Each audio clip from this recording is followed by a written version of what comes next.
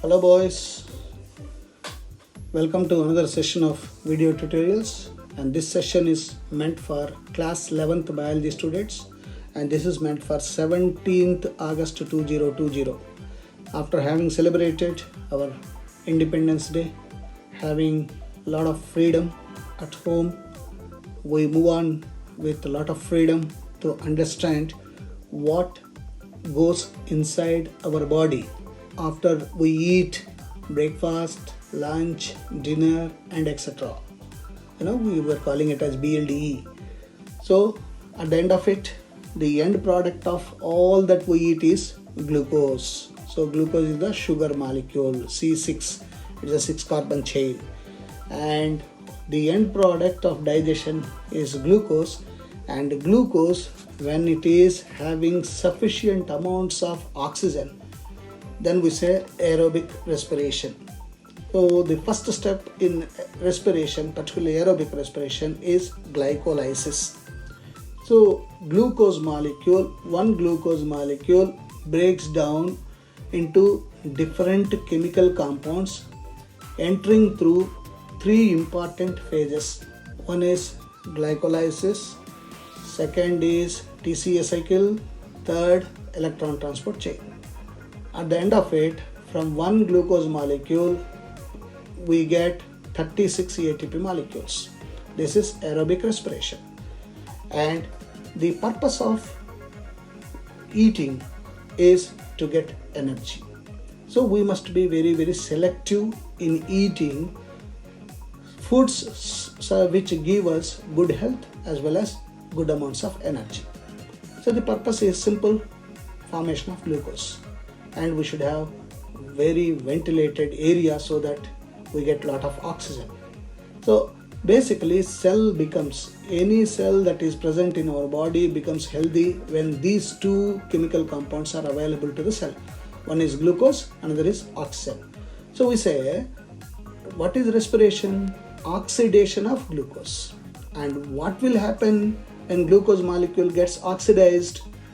We get 36 ATP molecules. So the purpose is to become energized. We must have good energy.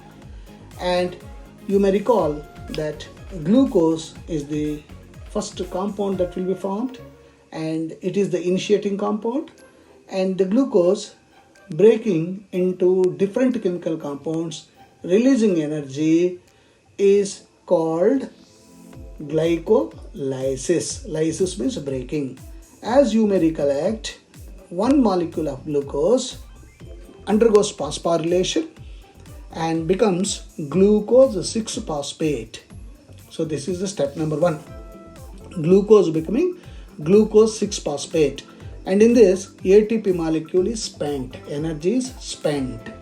And then glucose 6-phosphate further becomes fructose 6-phosphate. Again, one molecule of ATP is spent. And fructose 6-phosphate becomes fructose 1,6-diphosphate or 1,6-biphosphate, and that becomes PGAL, phosphoglyceraldehyde, and DHAP, that is PGAL and DHAP.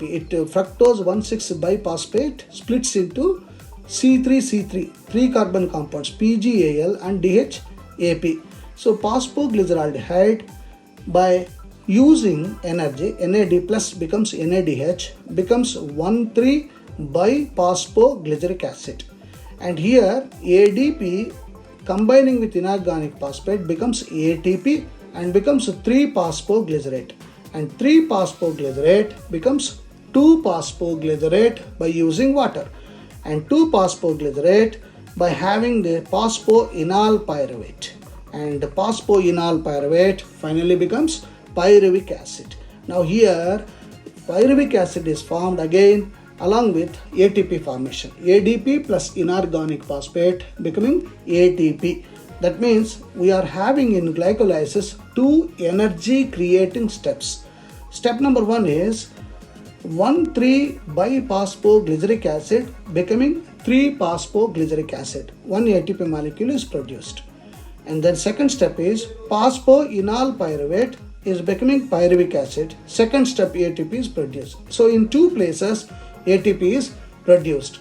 This is for your memory sake. And now, in case if one glucose molecule becoming two pyruvate molecules in glycolysis happens only when sufficient amounts of oxygen is available. If the sufficient amount of oxygen is not available, then glucose will not become pyruvate. Instead, it forms another products. So this another products will be formed only when oxygen is either absent or insufficient, deficient oxygen. Then we call it as fermentation. So there are three major ways in which different cells handle pyruvic acid produced by glycolysis. One is lactic acid fermentation. Many of you must be running in the ground during athletics time, and suddenly you get muscle cramp and you collapse on the ground. And what is the biochemical reason for that? The muscle getting tight or muscle contraction. It's because of formation of lactic acid. So you get muscle pull, and that muscle pull is because of formation of lactic acid in the muscle. How does it happen? As you are seeing, a glucose molecule becoming glyceraldehyde 3-phosphate and 3-phosphoglyceric acid and phosphoenol pyruvic acid. Phosphoenol pyruvic acid becoming pyruvate or pyruvic acid. So pyruvic acid becomes lactic acid in the absence of oxygen. That's why we always say, whenever you are doing some exercise, whenever you are about to play a game, whenever you are about to run, don't run all of a sudden. Don't play any game all of a sudden. Don't lift any luggage all of a sudden, because the muscle must have sufficient amounts of oxygen. Then pyruvic acid will be formed. If sufficient amount of oxygen is not there, lactic acid will be formed, and lactic acid will make the muscle to contract. So muscle will become tight and you have muscle pain. You call it as muscle catch. And second one is alcoholic fermentation.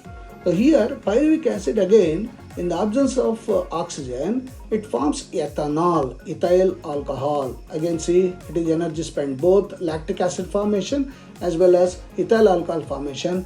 NADH molecule is becoming NAD+. So it is energy spent. Whereas remember, glucose is energy formation. Two steps I told you just now. So pyruvic acid converted into lactic acid in muscles. So it is in anaerobic condition. The reaction is catalyzed by an enzyme called lactate dehydrogenase. And as I said just now, NADH, energy capsule, is reoxidized into NAD+. And alcoholic fermentation, of course, incomplete oxidation of glucose. It sets off reactions where pyruvic acid is converted to CO2 and ethyl alcohol. The enzyme pyruvic acid decarboxylase and alcohol dehydrogenase catalyze these reactions. So NADH plus H plus is reoxidized into NAD+. And this is how the industrialists use for their advantage in preparing alcohols. Normally they take sugars in the form of sugarcane, crushed sugarcane, molasses we call it, or they take grapes and crushed, and cashew nut, and different varieties of fruits they take, and use this putting the yeast, and the yeast will ensure fermentation, and the end product is alcohol form. This alcohol will be purified and sold in the market. So this is a very cheap way of preparing it and very easy way of preparing alcohols.